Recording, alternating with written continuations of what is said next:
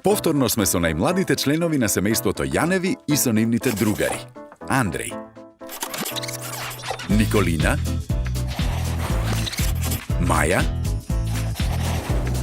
Марко, Бојан и да не го заборавиме Бубу. Тие се енергетска математика нова генерација.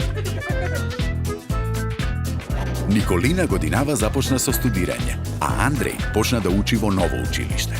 Тие решија на факултет и во училиште да ги применуваат советите за штедење електрична енергија што ги научија дома. Секако, има и нови работи што треба да ги научат и нови начини да заштедат енергија кога се надвор од дома.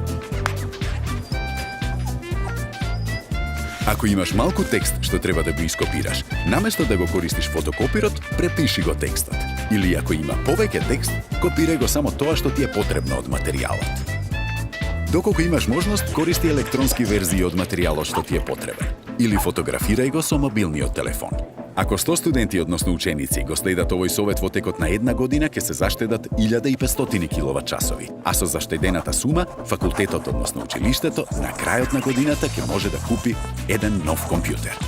Понекогаш проекторот е вклучен и за време на предавањата на кои нема презентации и не е потребен. Внимавај на тоа. Ако проекторот стои непотребно вклучен 10 часа, залудно ќе бидат потрошени 3 киловат-часови електрична енергија. Доколку училиштето или факултетот се ладат или се греат на струја, прозорците од училницата или од предавалната во текот на зимските месеци нека бидат затворени. Така се намалува губењето на топлината и се штеди енергија. Не оставај го мобилниот да се полни подолго отколку што е потребно. Штом се наполни батеријата, исклучи го. Откако ќе го наполниш мобилниот, извади го кабелот од приклучокот за струја. Студентите на градежен и на архитектонски факултет знаат дека добрата изолација и правилната поставеност на становите на јужна страна овозможуваат поголема енергетска ефикасност на објектот за најмалку 20%. Затоа, кога ќе станат архитекти и градежни инженери, ќе внимаваат на овие работи. Пред да си одиш дома, провери дали твојот компјутер е исклучен. Многу често компјутерите остануваат вклучени во текот на целата ноќ.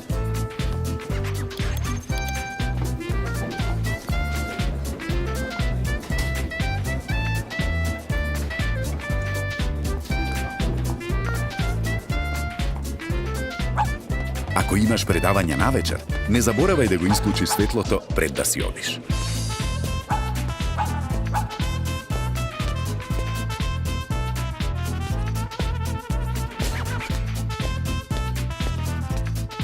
Со примера на советите што ги видовме во оваа епизода, секој од нас индиректно влијае да има помалку емисии на јаглерод диоксид во атмосферата.